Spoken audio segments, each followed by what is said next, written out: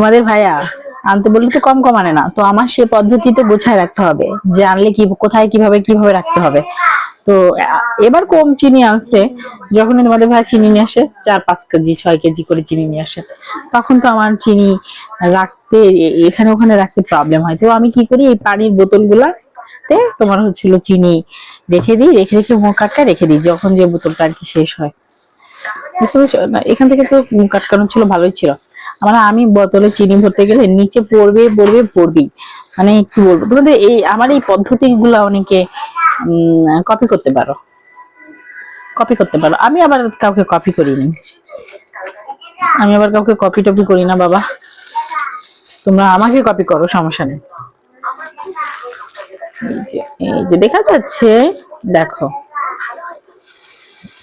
পদ্ধতিটা খুবই ভালো, পিঁপড়ে ঢুকে না ভিতরে, চিনিতে বাতাস লেগে চিনি গলে যায় না, সুন্দর থাকে। আর আমাদের চিনি খুব পর্যাপ্ত পরিমাণে খাওয়া হয়, এত চিনি খাওয়া হয় কারণ আমার শ্বশুরবাড়ির সবাই মিষ্টি পছন্দ করে, যে কোনো জিনিসে চিনি দিবে, মানে এমনকি ভাজা মুড়ি মাখা এগুলোতে ওরা চিনি খায়। আমাদের ঘরেতে চিনি প্রচুর পরিমাণে শেষ হয়, এই মাসে মানে প্রতি মাসে না হলেও তোমার, বিশেষ করে আমাদের ফুল ঘরে, ফুল ঘর যদি, ফুল ঘর বলতে হবে না, শুধু আমাদের ঘরেরটাই বলি, মানে ফুল ঘরেরটা বললে হয়তো অনেকে সব ভাববে অনেকে মিথ্যা কথা বলছি, চাটাম, অনেকে এই ধরনের বলে আর কি, বাট আমাদের ঘরের জন্যই না হলেও তোমার হচ্ছিল 4 থেকে 5 কেজি শেষ হয়। তাহলে বুঝো আমাদের ফুল ঘরে আমরা অনেক মানুষ, তাহলে কত কেজি শেষ হয়। তোমার ভাইয়া হচ্ছিল মানে কন্টিনিউ, তোমার ভাইয়ের জন্য প্রতিদিন ঘরে কোনো না কোনো মাখা রাখতে হয়। কি মাখা? ভর্তা, যে কোনো ভর্তা। তোমাদের ভাই ভর্তা খুব পছন্দ করে, যে কোনো ভর্তা রাখতে হয়। তোমাদের ভাই আর কি সবসময়ের জন্য মানে কিছু না কিছু খায়, বুঝছো, তো সেগুলো রেডি রাখতে হয়, এই জন্য আর কি ঘরে আলাদা আলাদা এটা ওটা কিনে রাখা লাগে।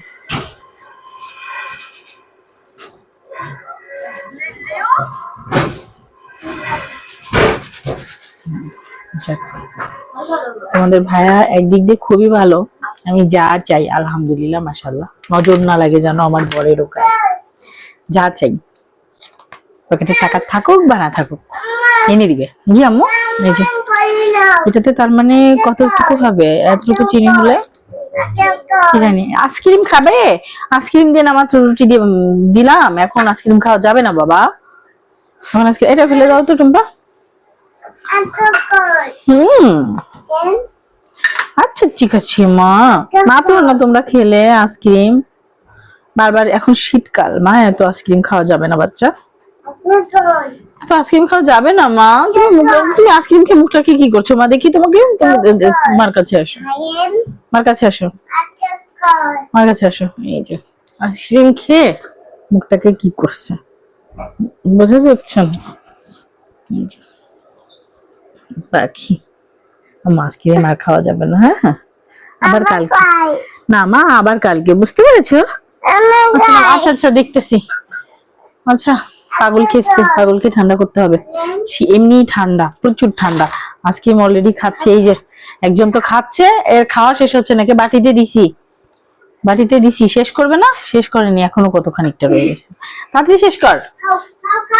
আর নাজিফাকে দিস না, এত ঠান্ডা লাগবে, তোকে বললে কিছু শুনিস না, এই হচ্ছিল আমার কষ্ট, সবচেয়ে বড় কষ্ট। তোকে একটা কথা বললে তুই শুনতে চাস না, এটা আমার সবচেয়ে বড় একটা কষ্ট,